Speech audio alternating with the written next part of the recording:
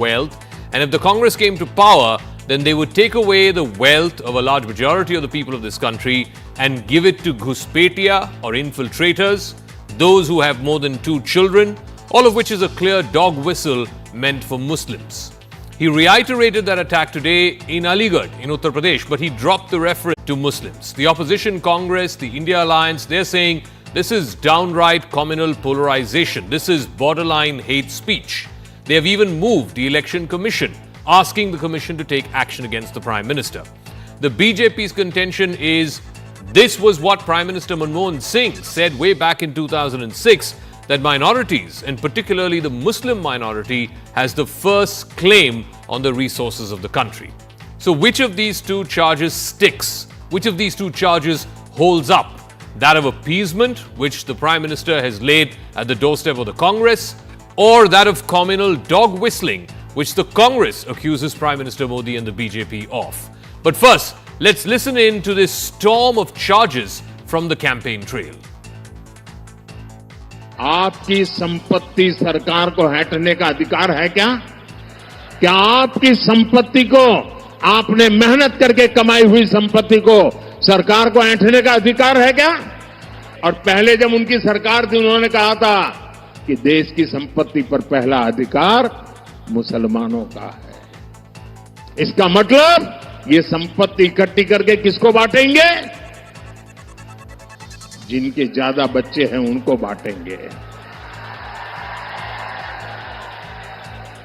घुसपैठियों को बांटेंगे।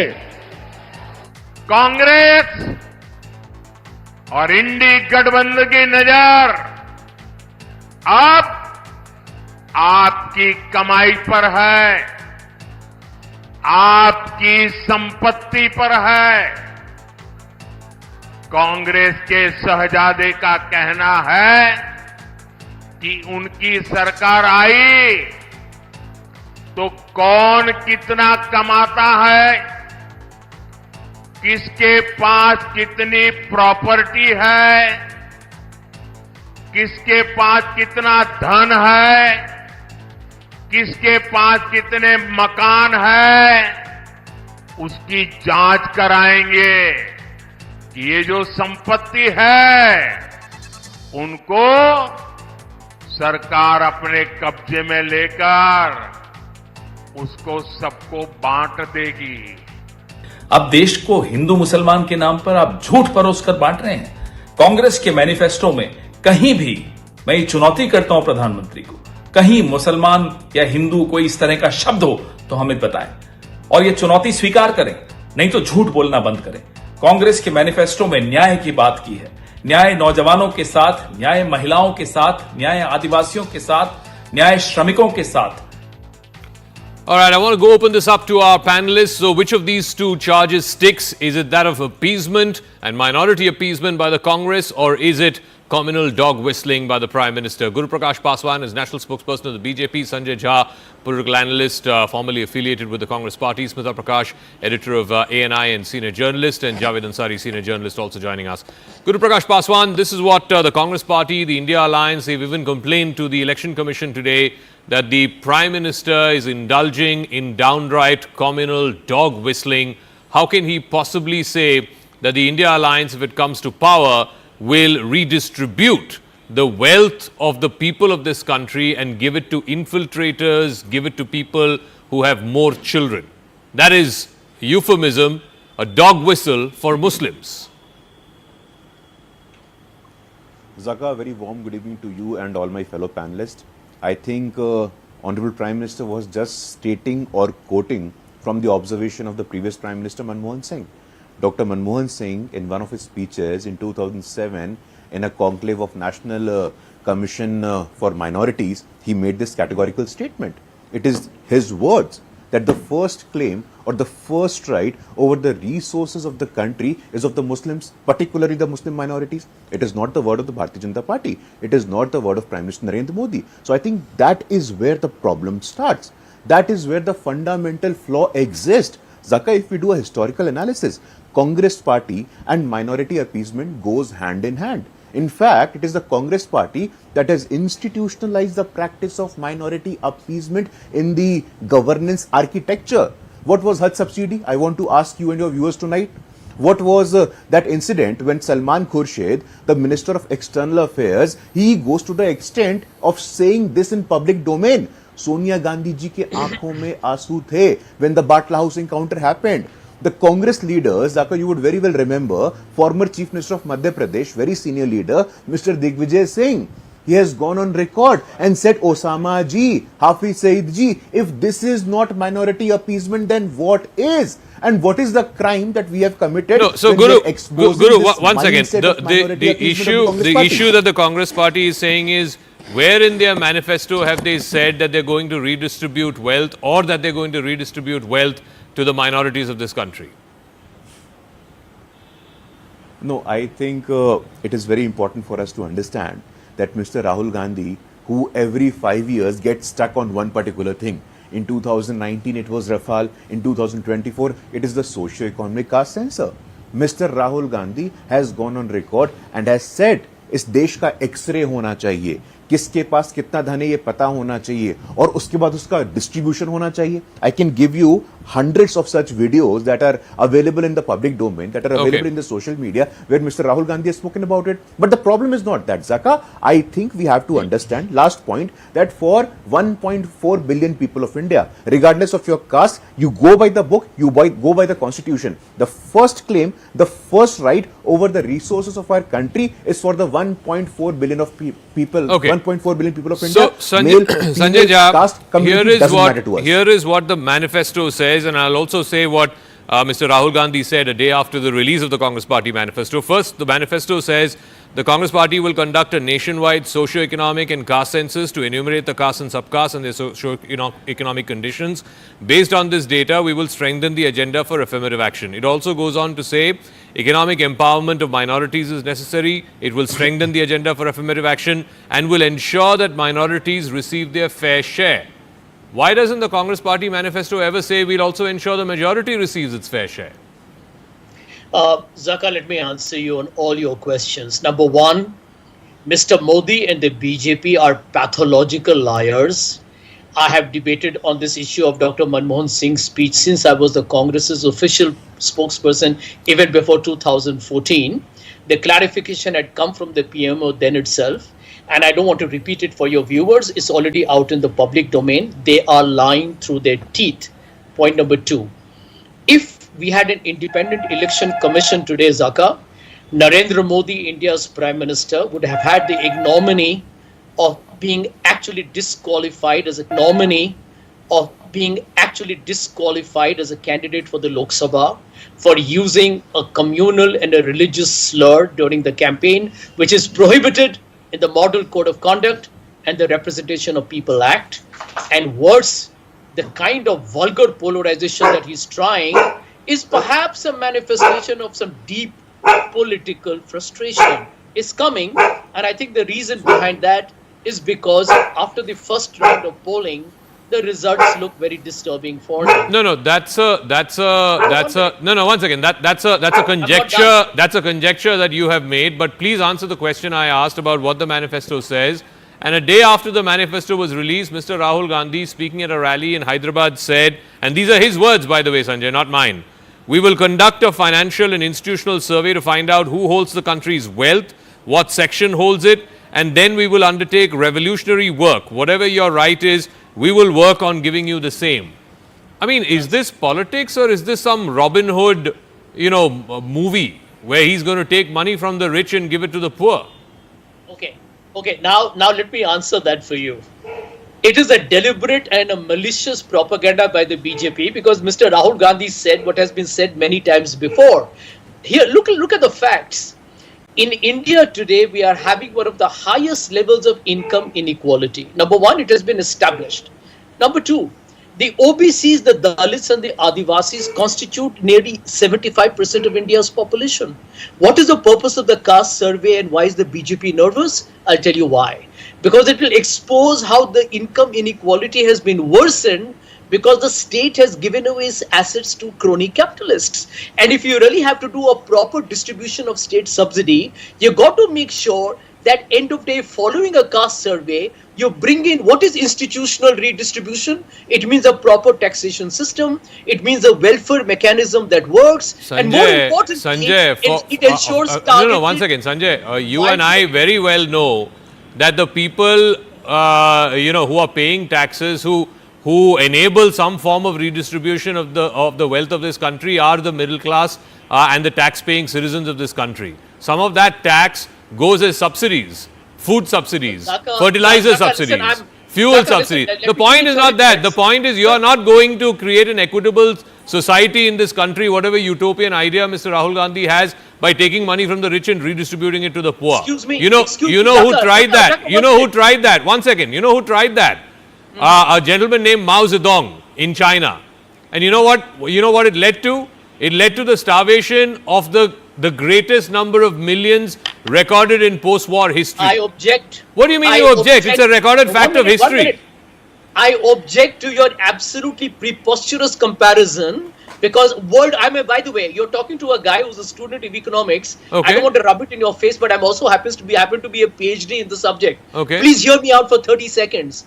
In any society with inequality, the only way, Smita Prakash, take a deep breath. At least I'm not a fraudulent news analyst. Hey, come on, man. Come on. Don't do this. No. Come on, Sanjay, you can do better than that. No, don't do this nonsense. So here is the truth. Here is the truth. You grinned all through when others speak. Stop being so pompous out here. That those who are the beneficiaries of disproportionate income contribute to the exchequer, so that the government can spend that money to lift the poor, the farmers, etc., and the unemployed, which is the reason why Mr. Modi is going to lose this election. Who is stopping you? Who has been stopping you for the last 60 years? Who do you think funds all these fertilizer, food and fuel subsidies? It's the money that you collect in taxes from those very same corporates and the very same middle class. Excuse me. So come on. So Mr. PhD in economics, I'm not a PhD in economics. I know this basic tenet, I know this basic fact that subsidies are on the back of people paying taxes, whether it is corporate taxes or direct personal taxes. Without that, there is no redistribution. There is no... What is this trickle down? You tell me, what is this trickle down economics? Has it worked? No. So you tell... What is trickling down? You are there has to be money to trickle down, Sanjay. Where is that money coming from? Where is it coming from? It's coming from Smita Prakash, it's coming from me, it's coming from you. Hello. Anyway, let me move on. No, this is not an economics 101 debate. Let me go to Smita Prakash. I want to talk about why the Prime Minister, and this is the contention of the Congress and the India Alliance, the Prime Minister is resorting to name-calling and dog-whistling and communal polarization, because their contention is he's reading the signals after the first round. There's been substantial fall in voter turnout, particularly in the North Indian states. He wants to now rile up the base, because without the BJP's base turning up, then there is no question of 300 or 350 or 400, whatever the target the Prime Minister has set.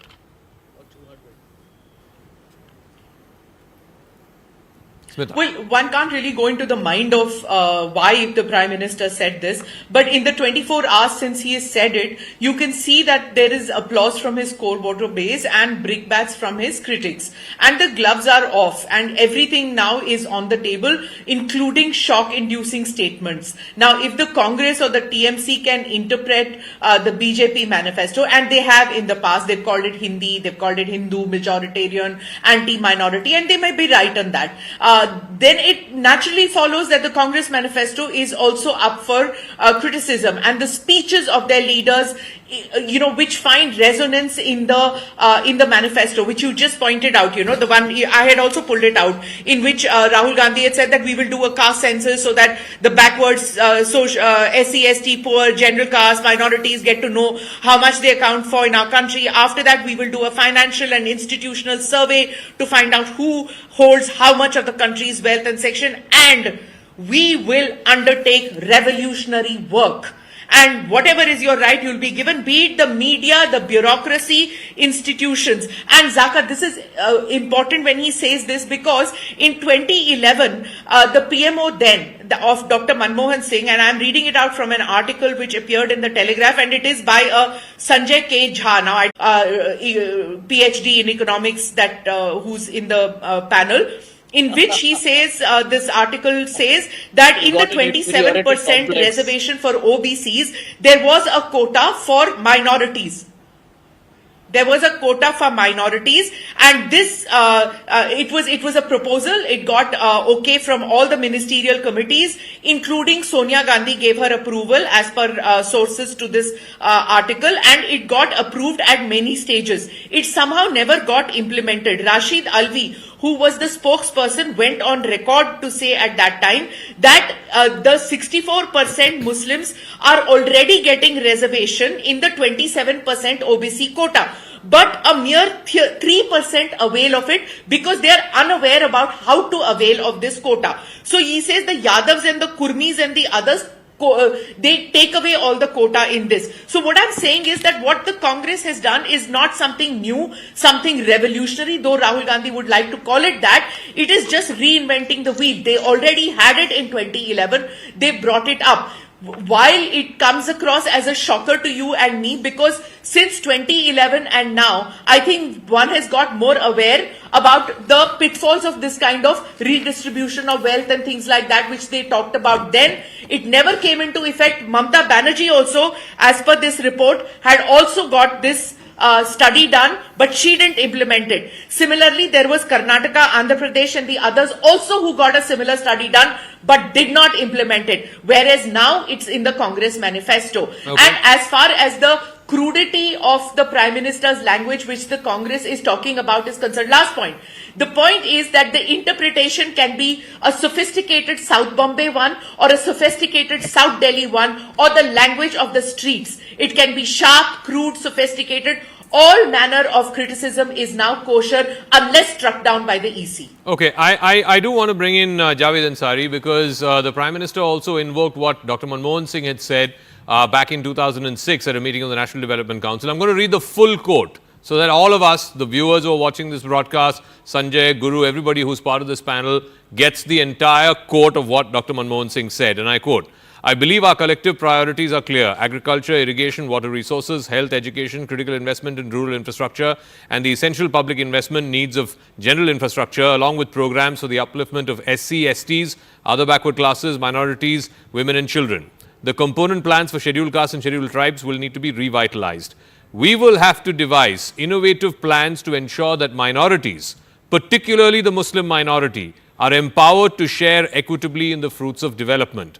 They must have the first claim on resources," unquote. This is the full quote of Dr. Manmohan Singh. If Dr. Manmohan Singh has said that the minorities, particularly the Muslim minority, must have the first claim on resources, why are you blaming the BJP for making that an issue? Why should the minorities have first claim on resources? It's a very mischievous interpretation, Zaka. No, I've read the exact quote. What do you mean interpretation? From quote to quote. No, let Javed answer, please. No, one second. Let Javed answer. Okay. Look, one, I don't agree with your interpretation. I have not interpreted anything, Javed Saab. I have read it quote to quote. So you read the last line. It says they. It doesn't say Muslims. By they, it's backwards. It's all the other people who are mentioned in the sentence just prior to that says, we will have to devise innovative plans to ensure that minorities, particularly the Muslim minority, are empowered to share equitably in the fruits of development. They must have the first claim on resources. What does that mean?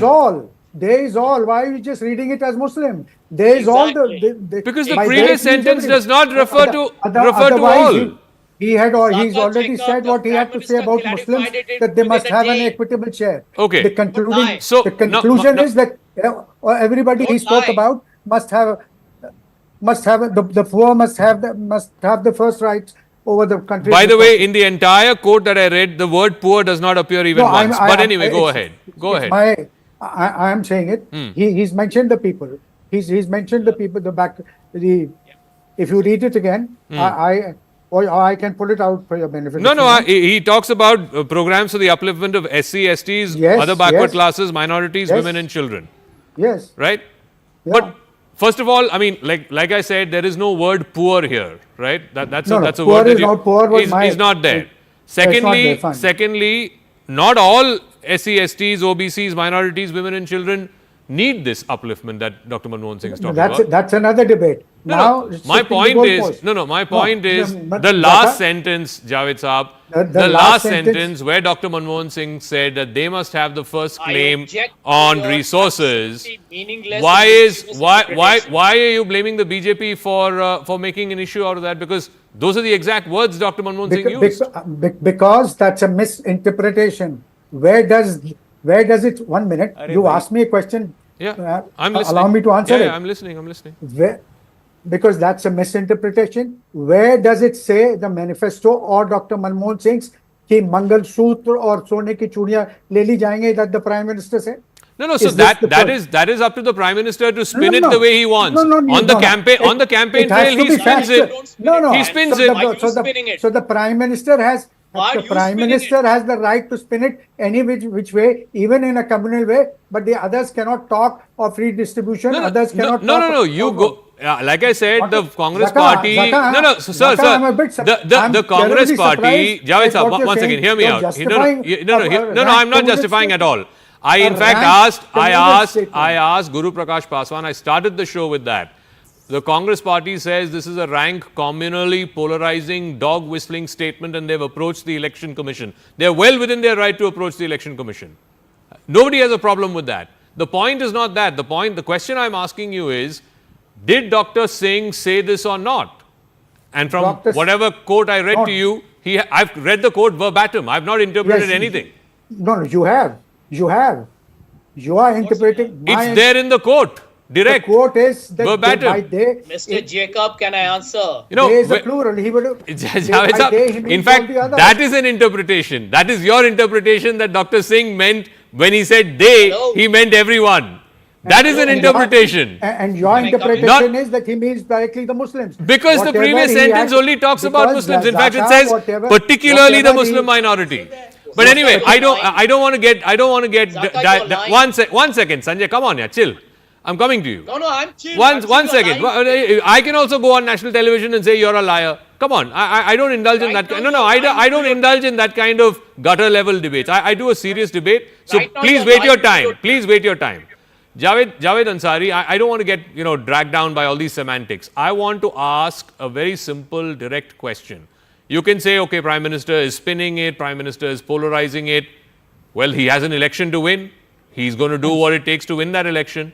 Question is, what is the Congress party going to do about it? Well, what can the Congress party do about it? They're going to the Election Commission, which in my view is a waste of time to expect this Election Commission to be fair or even come anything close to being fair is asking for the moon. Okay. This is an Election Commission which cannot see anything, which doesn't hear anything, and will never speak the truth. Okay. So this Election Commission, look what Mr. Amit Shah has said, that if the India alliance wins, there will be riots. Now, is that not dog whistling? What is he alluding to? Exactly. What are we talking about, Zaka? Let's focus on that also. There is nothing left for interpretation. Okay, well, let me ask Sanjay Jha. One second. Sanjay Jha, the BJP also alleges. One second, Sanjay Jha, the BJP also alleges, and Guru is here. He's a great spokesperson to have on this question. But Sanjay Jha, please respond. The BJP is also alleging that India Alliance members, particularly in places like Bihar, UP, in Maharashtra, are going around and saying, oh, don't give them 350 seats or don't give them 400 seats because the moment you give them those, they will abolish reservations. Isn't that also spinning? Isn't that also communally charged? Yeah. Right? Isn't that also a factual inaccuracy that you are using for your own political ends? Yeah, Zaka, you and I have debated very often. I have not used strong words, but today I have. And there's a reason. Zaka Jacob, you should be aware, you're a very well-known editor of a very popular channel, that Prime Minister Dr. Manmohan Singh's office, on the immediate news interpretation done that you were talking to Javed about, issued a statement and a clarification of the way the BJP was exploiting it then. And it is still being exploited now. Narendra Modi is doing it from a rostrum, and you are allowing that to happen? Why don't you, before the program is over, kindly put out the clarification that Dr. Manmohan Singh issued out now? Okay. Doodh ka doodh, pani ka pani Now ho go jaya. ahead, answer my question. Yeah. Now let me answer your question. You know what is the problem? The problem is that you have a prime minister today who's called the Muslims as child breeding. He's talked about their fertility, their reproduction. He's talking about, at the moment, about income being stolen away from the majority community to be given to the minorities. It's a dangerous game. This is the Prime Minister of India, not a fringe, not a spokesperson of a party. This man is the political head of our country. I mean, just because he's a Prime Minister today doesn't make all of us obligated to try and give him the gravitas that he does Okay, not deserve. Sanjay, now He's answer the walking question Indian that I stocks. asked. How is this any more different or any less detrimental than what the BJP is alleging you guys are doing, which is telling people that if BJP gets 400, they will abolish reservations? The Well, the Prime Minister, BJP speaking on the campaign trail a week back, said even Baba Saheb Ambedkar cannot change the constitution on his women fancy. Zaka, has the BJP is the only party that has told the country. Why? Because they're scared that their Hindutva campaign will completely unravel when the people in the Hindu caste system discover that they have been exploited economically, socially and politically. Okay. So, That's the Guru reason why they're Prakash looking- Paswan, the only reason your party is against the caste survey, and you're from Bihar, the only reason your party is Every against the Bihar caste is our survey is because, as Sanjay Jha said, and he's also incidentally from Bihar, is as Sanjay Jha says, because your game of dividing Hindu society will be exposed. That caste Hindus, lower caste Hindus will realize how much they have lost out. That's why you're against the caste survey. No, Zaka, I have been patiently listening to the observation by Javed Sahab and Sanjay ji. I have a very couple of very pointed points to all my friends. So, Mr. Javed was making some comments on Election Commission of India, saying this Election Commission of India. Zaka, we all very well remember the year was 2009. Mr. Naveen Chawla, who used to call himself the third son of Indira Gandhi, declared unfit to hold any public office by Shah Commission. He was appointed as the election commissioner. Where was your decency back then? I want to ask you tonight. Number two, you speak of social justice. I think Mr. Sanjay Jha speaking of income inequality. Poverty is a state of mind. Zaka, you would remember. Where is poverty? Poverty is in shirt. Poverty is in pant. It was the great intellectual of 21st century, Mr. Rahul Gandhi. I did not, मैं बीच में नहीं बोला था संजय जी.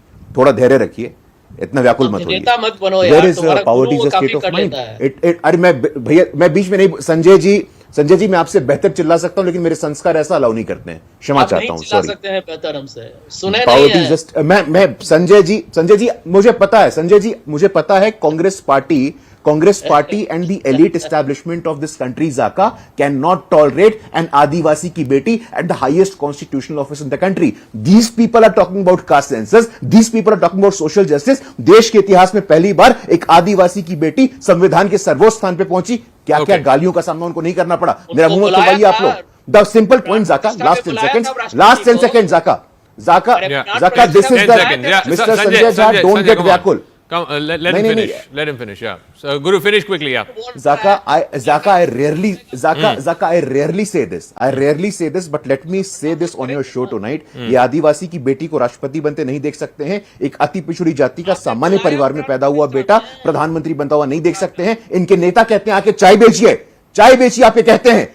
मणिशंकर ने कहा था कि नरेंद्र मोदी आकर के चाय बेच सकते हैं, कोई दलित व्यक्ति आपके सामने यहाँ डिबेट करे. This is the feudal mindset of the Congress party. यह आपकी सामंती मानसिकता है. नहीं Zaka, रुकिए अभी. Zaka, last 10 seconds. This is the feudal, arrogant mindset of the Congress party which must be exposed. आप इस बात को स्वीकार नहीं कर सकते हो कि देश के इतिहास में इतना ताकतवर प्रधानमंत्री एक अति पिछड़ी जाति का है. ये दिक्कत है आपको. Smita Prakash, the other contention, one second, Smita Prakash, the other contention that's being made by the opposition parties is, while on the one hand, Prime Minister goes to UAE and to Qatar and he's courting the Muslim world, and then on the campaign trail, there is this open dog whistling against Muslims. I mean, surely, as one of the panelists said, he's the Prime Minister of the country. He's not some fringe element.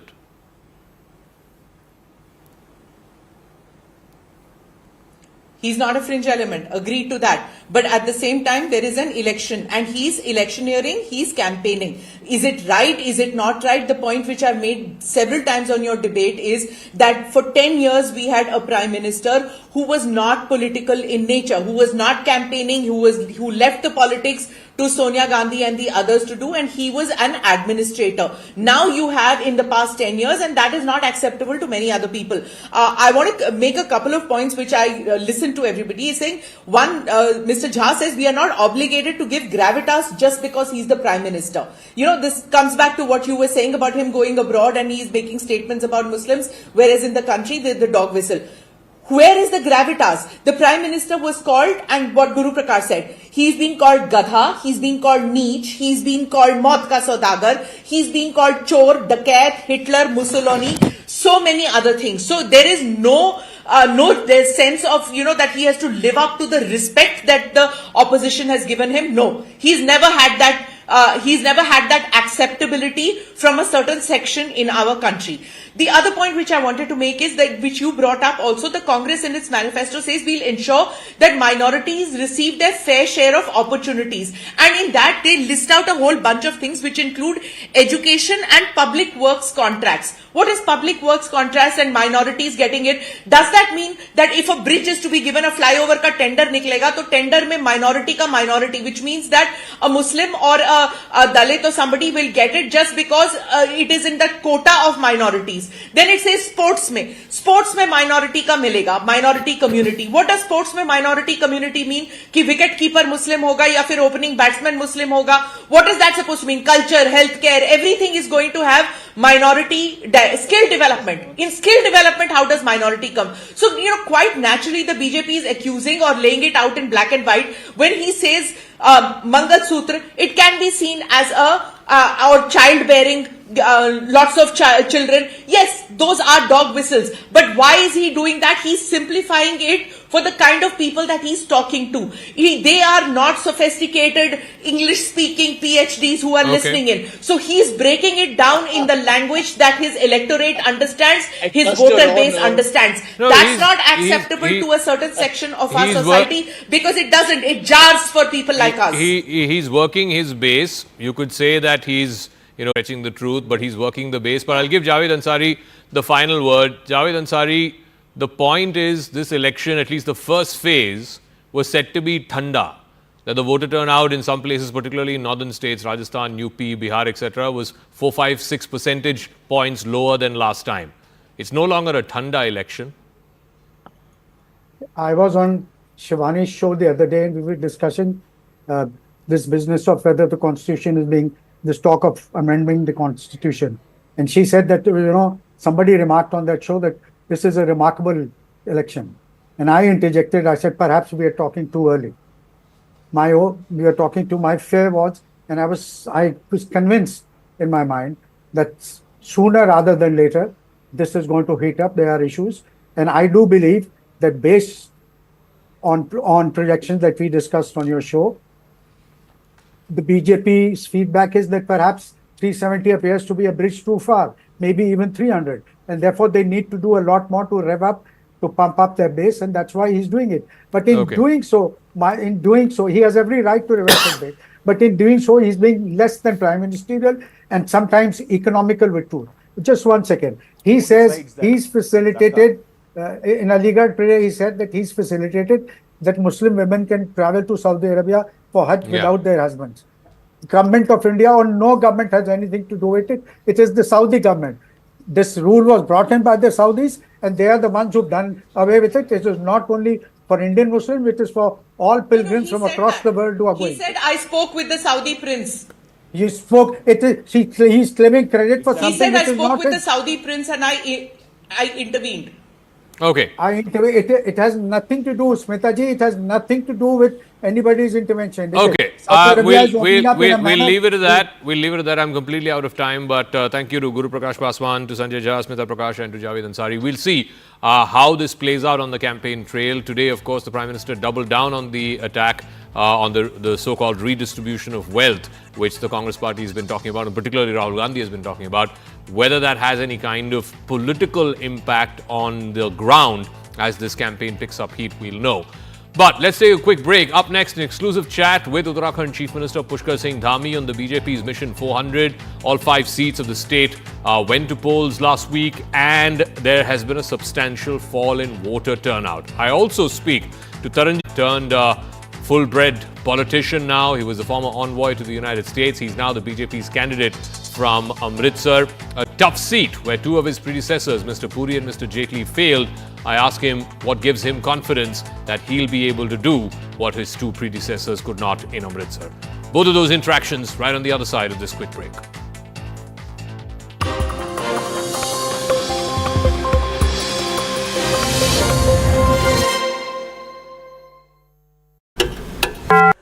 The Lok Sabha election campaign got heated on Sunday as Prime Minister Narendra Modi chose to take on Rahul Gandhi's April 6 statement in Hyderabad, which had promised a financial and an institutional survey for the redistribution of the country's wealth and jobs.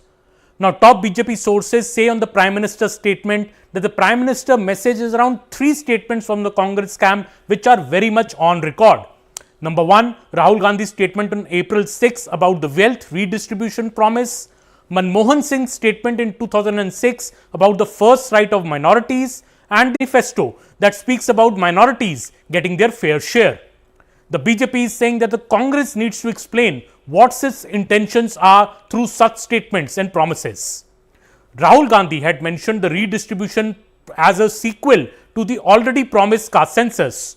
To quote Mr. Rahul Gandhi from his April 6th rally in Hyderabad, "We will do a caste census so that the backwards, SCs, STs, poor of the general caste and minorities get to know how much they account for in the country." After that, Mr. Rahul Gandhi said, "We will do a financial and an institutional survey to find who holds the country's wealth, what section holds it, and then we will undertake the revolutionary work that whatever is your right, we will work on giving you the same." Mr. Gandhi said, be it the media, the bureaucracy, or all institutions, Congress will create the space for you there and give you the right. This speech of Rahul Gandhi was uploaded by the Congress party even on its official website. Now, Mr. Modi is linking this to then Prime Minister Manmohan Singh's 2006 statement. The Prime Minister has attacked Manmohan Singh's particular statement to question if the Congress would redistribute wealth amongst the Muslim community, linking it to the statement of the Prime Minister in 2006, Manmohan Singh, on who should have the country's first right to the resources. The PMO then in 2006 had clarified that Manmohan Singh meant that the first claim on resources would be of SCs, STs, OBC, women.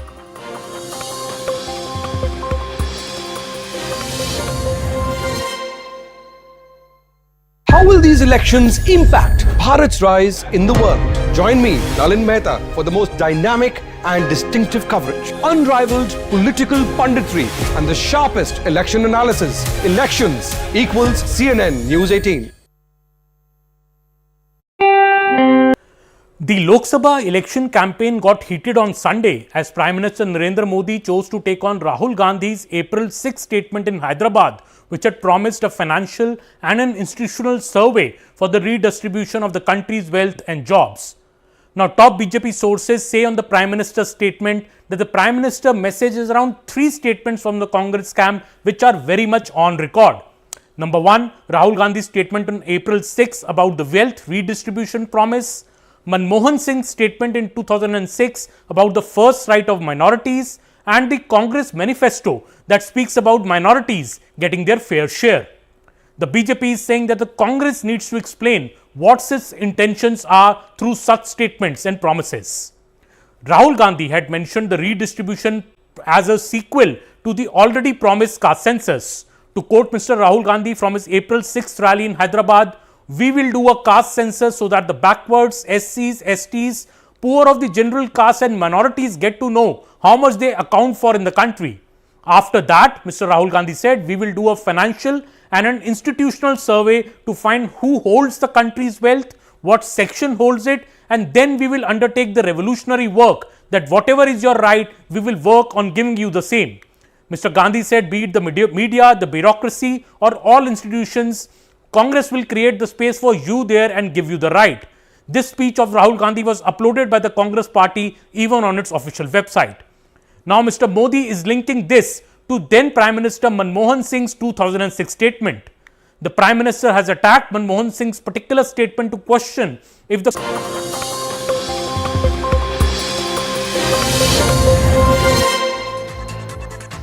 102 seats across 21 states and union territories have gone to polls.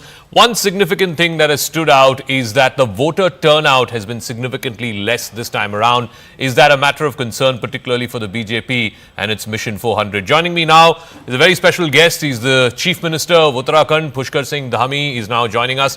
बहुत-बहुत धन्यवाद धामी जी हमारे साथ जुड़ने के लिए. पहला सवाल तो यही पूछूंगा, उत्तराखंड का जो 5 सीट हैं वहां पे चुनाव हो चुका है, मतदान हो चुका है, लेकिन हमने इस बार एक खासकर एक चीज जो नजर आया, जो वोटिंग परसेंटेज है, वोटर टर्नआउट का जो परसेंटेज है काफी जगहों पे खासकर उत्तर भारत में 4-5% कम है. ये क्या एक कंसर्न है बीजेपी के लिए? जी नमस्कार. नमस्ते जी. देखिए मतदान का जो प्रतिशत है वो पहले से कम हुआ है, लेकिन इसमें जो बातें निकल कर आई हैं वो ये हैं कि भारतीय जनता पार्टी एक तरह से अकेले चुनाव में थी और भारतीय जनता पार्टी का जो समर्थन वाला वोट था वो सारा आया है. और जब बहुत सारे राजनीतिक दलों के प्रत्याशी मैदान में होते हैं, कंपटीशन होता है, तो वोटों का प्रतिशत बढ़ता है, लेकिन यहाँ पर कोई कंपटीशन नहीं था. इसलिए जो वोट भारतीय जनता पार्टी को पड़ना था वो सारा वोट निकला है, उन्होंने वोट किया है. और अन्य दलों के जो समर्थक वोटर थे कम मात्रा में निकले हैं, तो एक कारण ये भी है. और दूसरा कारण है कि इस समय फसल पकी हुई है, शादी बारातें काफ़ी सारा ज़्यादा थी जी, लेकिन उसके बावजूद भी हमको जिस प्रकार से हमने आंकड़े लगाए, जिस प्रकार से जानकारी ली है सब जगह की, तो भाजपा को पूरा वोट मिला है अपना. क्या आपका क्या फीडबैक है ग्राउंड से कि बीजेपी वोटर खासकर एक ये हो गया कि जीतना तो मोदी जी को ही है, जीतना तो भाजपा को ही है, इसलिए वो आलसी हो गए बीजेपी के वोटर, वो निकल नहीं रहे हैं, और खासकर गर्मी भी है इस बार ज्यादा हुआ है. क्या ये भी वजह हो सकता है? पहले से ही ये तय था कि इस बार चुनाव में देखिए जिस प्रकार पूरे देश के अंदर एक वातावरण बन गया है कि मोदी जी ही प्रधानमंत्री बनने वाले हैं और सरकार एनडीए की, बीजेपी की बनने वाली है, उसी प्रकार से उत्तराखंड में चूंकि प्रधानमंत्री आदरणीय मोदी जी का बहुत वहाँ के लोगों से लगाव है, उनके हृदय में उत्तराखंड बसता है. हर उत्तराखंड वासी जानता था, पहले से वहाँ भी ये कोई विषय नहीं था कि कौन जीतने वाला है, सभी 5 सीटें वहाँ भाजपा जीतने वाली है. तो कुछ मामूली सा स्लाइट जो मतदान है उस पर आंशिक रूप से ये भी रहा है. धामी जी, खासकर उत्तराखंड की अगर बात करें तो ये यूसीसी जो आपकी सरकार ने लागू की पिछली असेंबली सेशन में, वो बिल भी पास हो गया था. विपक्ष का कहना यह है कि बीजेपी को मिशन 400 इसीलिए चाहिए कि उनको उतना नंबर मिल जाए तो फिर देश भर में वो यूनिफॉर्म सिविल कोड लागू करेंगे.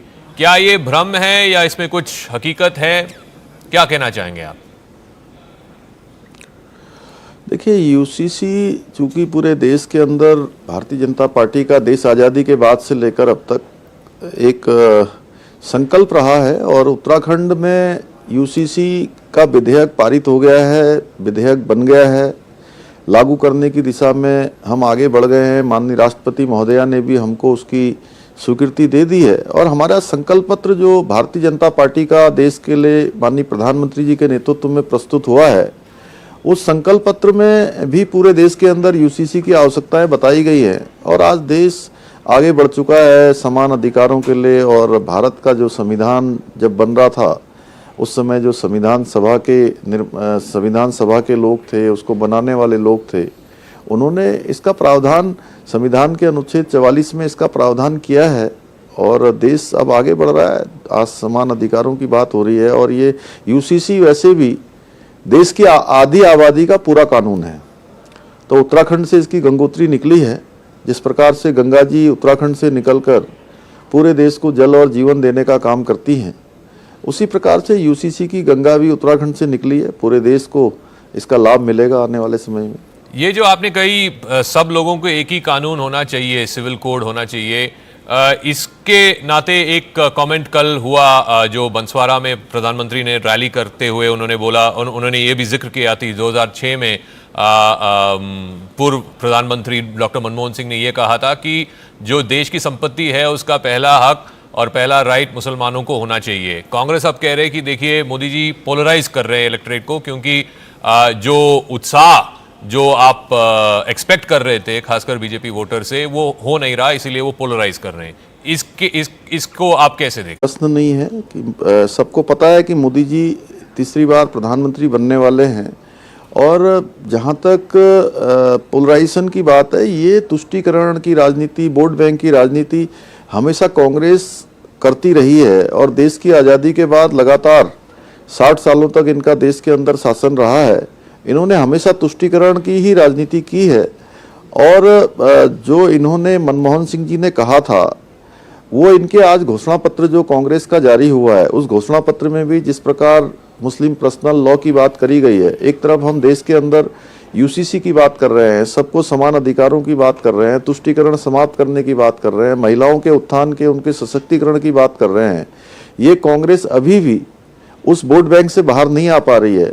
एक वर्ग को खुश करने के लिए वो सारे काम कर रही है। उत्तराखंड में भी जब विधानसभा का चुनाव हो रहा था, उस समय भी वहाँ पर इन्होंने मुस्लिम यूनिवर्सिटी देवभूमि में बनाने का अपने घोषणा पत्र में उसका वायदा किया था, और अब जब देश का चुनाव हो रहा है तब भी जो है कह रहे हैं कि मुस्लिम पर्सनल लॉ की बात करेंगे, और हम कह रहे हैं यूसीसी की बात करेंगे। तो देश के अंदर देश की जनता देख रही है कि कौन देश के साथ खड़ा है, कौन देश के सीमाओं की चिंता कर रहा है, कौन नारी सशक्तिकरण की बात कर रहा है, कौन हमारे सैनिकों का मनोबल बढ़ा रहा है, कौन देश के अंदर समान नागरिकता लाने का काम कर रहे हैं।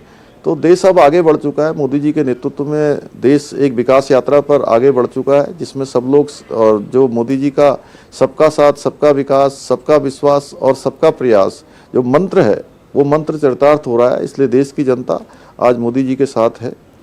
धामी जी, एक आखिरी सवाल, क्या उत्तराखंड में 5 के 5 सीट मिल जाएंगे बीजेपी को?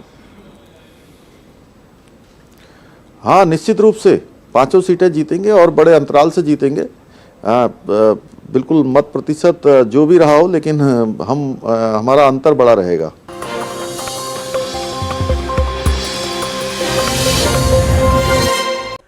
The Lok Sabha election campaign got heated on Sunday as Prime Minister Narendra Modi chose to take on Rahul Gandhi's April 6 statement in Hyderabad, which had promised a financial and an institutional survey for the redistribution of the country's wealth and jobs. Now, top BJP sources say on the Prime Minister's statement that the Prime Minister messages around 3 statements from the Congress camp which are very much on record. Number 1, Rahul Gandhi's statement on April 6 about the wealth redistribution promise. Manmohan Singh's statement in 2006 about the first right of minorities, and the Congress manifesto that speaks about minorities getting their fair share.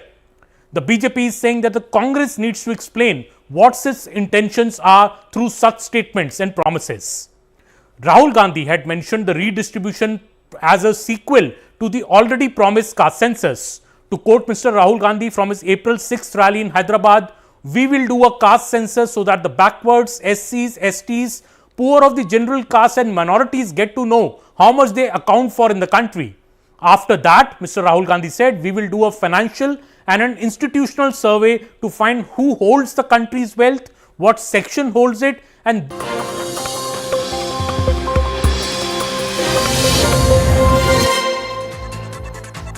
So many interesting candidates are making the switch to public life. One of them, who's contesting for Lok Sabha 2024 for the first time after a 40-year diplomatic career, is former Indian ambassador to the United States, Taranjit Singh Sandhu. He's the BJP's candidate from Amritsar in Punjab. Thank you very much, Mr. Sandhu, for speaking with us here on CNN News 18. First of all, this transformation from diplomat to politician, how has it been?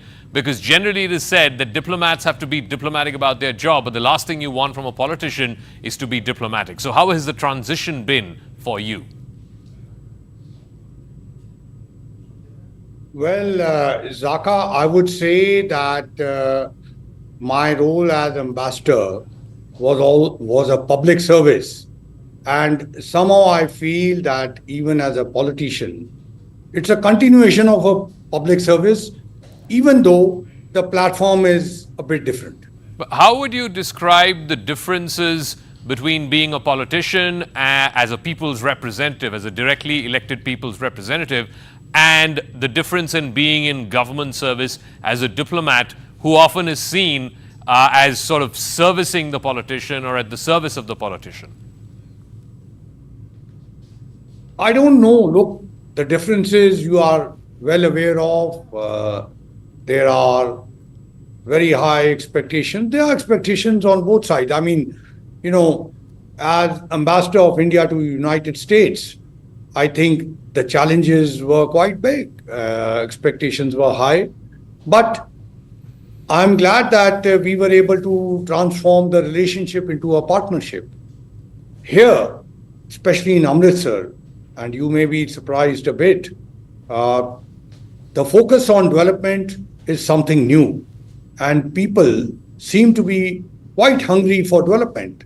The situation of the city is not that good. I mean, some years ago, whether it was in 60s or 70s, Amritsar was one of the leading top 10 cities of India. And today, if you look at it, lots of problems, law and order, drugs, cleanliness. The city requires a shape up.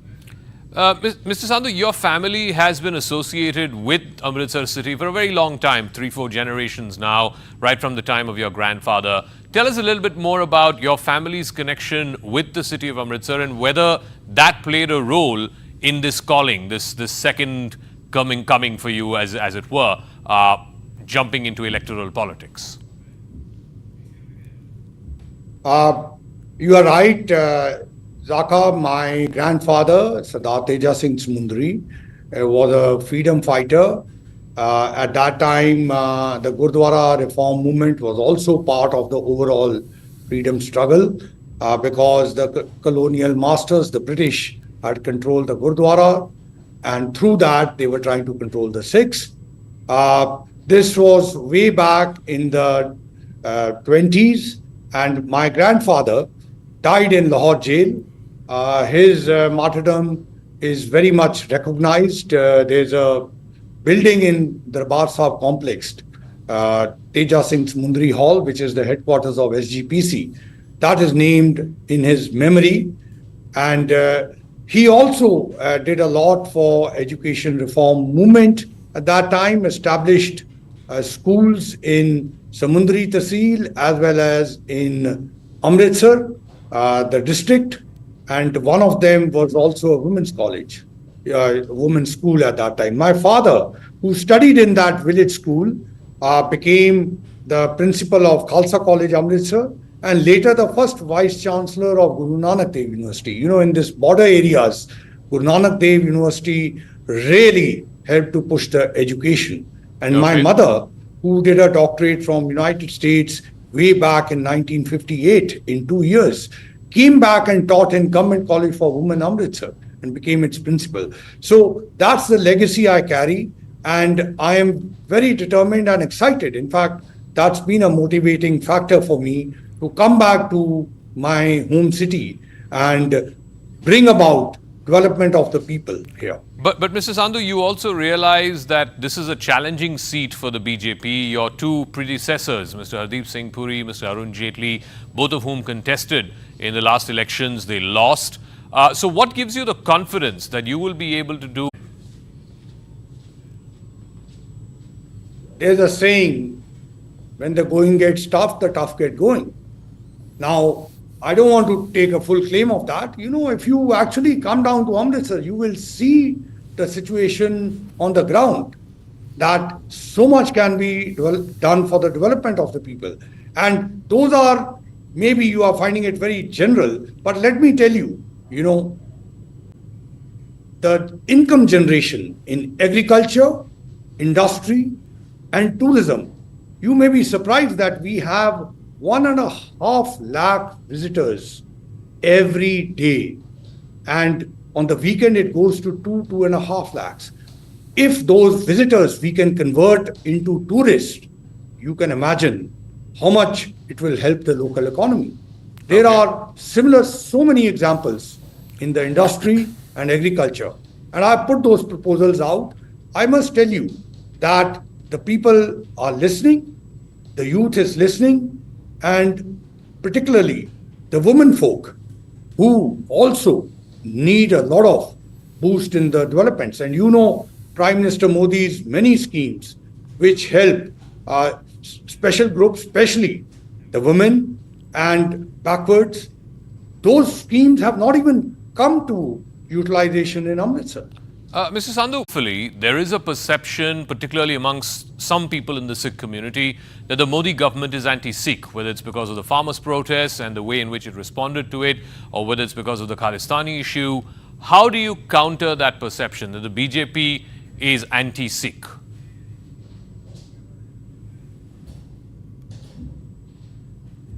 I was in Washington, D.C. as Deputy Ambassador in 2014 when Prime Minister Modi took charge, came to the United States. And I know every time he's there, he's very keen to meet the Sikh community.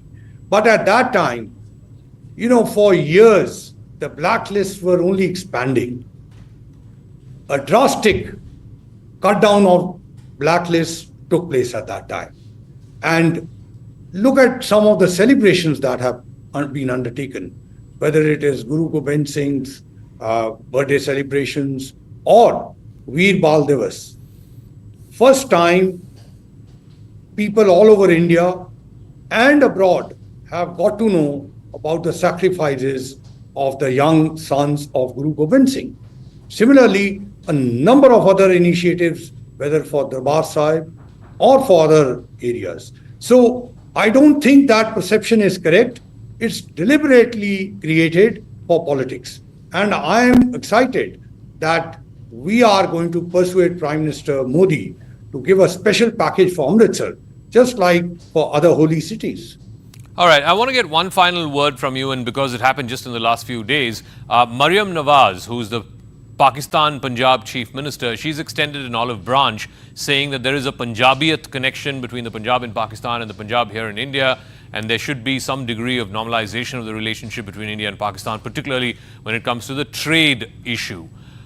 Just on that Punjabiyat connection, as a diplomat turned politician, how would you see this extension of an olive branch by Maryam Nawaz? You know the history very well. You know the initiatives that were taken by Prime Minister Modi. You know he, against a whole lot of advice, went specially for the marriage, which at that time, then Prime Minister Nawaz Sharif had extended the invite to him. So a lot of initiatives have taken place. But the point which you are raising actually concerns connectivity. And from that, Amritsar will benefit in a big way. And connectivity is also linked in air connectivity, because you know the air cargo in Amritsar, the utilization, the facilities are all there, but only 20% is being utilized. Similarly, we have a lot of scope of exporting our vegetables and fruits, including some of our industrial products, to Middle East, particularly UAE, Saudi Arabia. You are aware of India, Middle East, Europe corridor. And you know when Prime Minister Modi last month was in UAE, he signed an agreement. So Amritsar can benefit out of this connectivity. And I'm confident that if our products are sold in Middle East and even further, then this transit through Pakistan will automatically get approved. You know, the trade was essentially stopped by Pakistan. So that initiative being taken by them, they need to take a full initiative on that and extend and open this trade. And I'm sure that will bring prosperity to people of Amritsar. All right, Taranjit Singh Sandhu, former Indian ambassador to the United States, now the BJP's candidate from Amritsar seat. We'll see, and we'll be in touch with you. We'll see how this electoral journey plays out for you.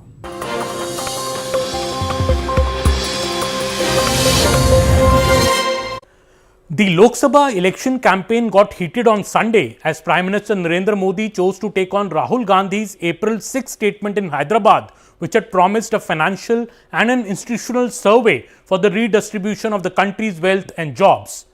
Now, top BJP sources say on the Prime Minister's statement that the Prime Minister messages around 3 statements from the Congress camp which are very much on record. Number 1, Rahul Gandhi's statement on April 6 about the wealth redistribution promise.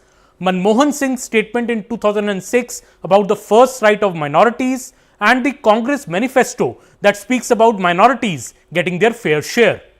The BJP is saying that the Congress needs to explain what its intentions are through such statements and promises. Rahul Gandhi had mentioned the redistribution as a sequel to the already promised caste census. To quote Mr. Rahul Gandhi from his April 6th rally in Hyderabad, "We will do a caste census so that the backwards, SCs, STs, poor of the general caste and minorities get to know how much they account for in the country. After that," Mr. Rahul Gandhi said, "we will do a financial and an institutional survey to find who holds the country's wealth, what section."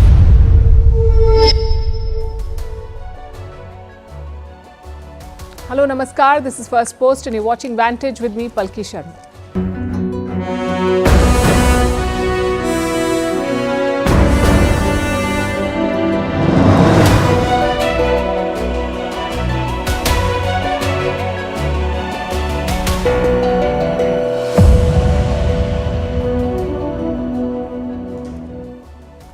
Will America sanction the Israeli army? Apparently they will, in the middle of a war which is making quite a statement and a departure from the past.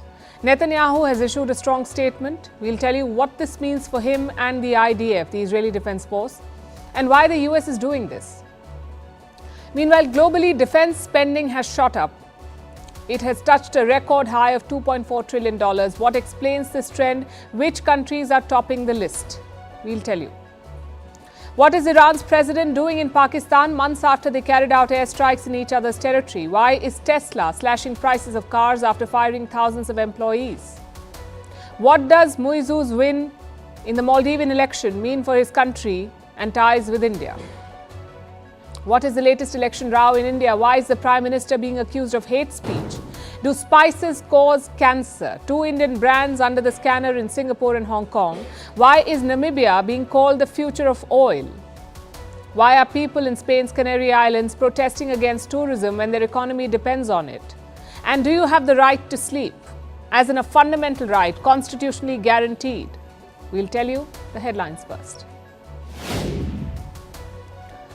Donald Trump's hush money trial begins in New York. It's the first ever criminal trial of a former US president. Prosecutors accused Trump of criminal conspiracy just before he won the 2016 election. Trump allegedly falsified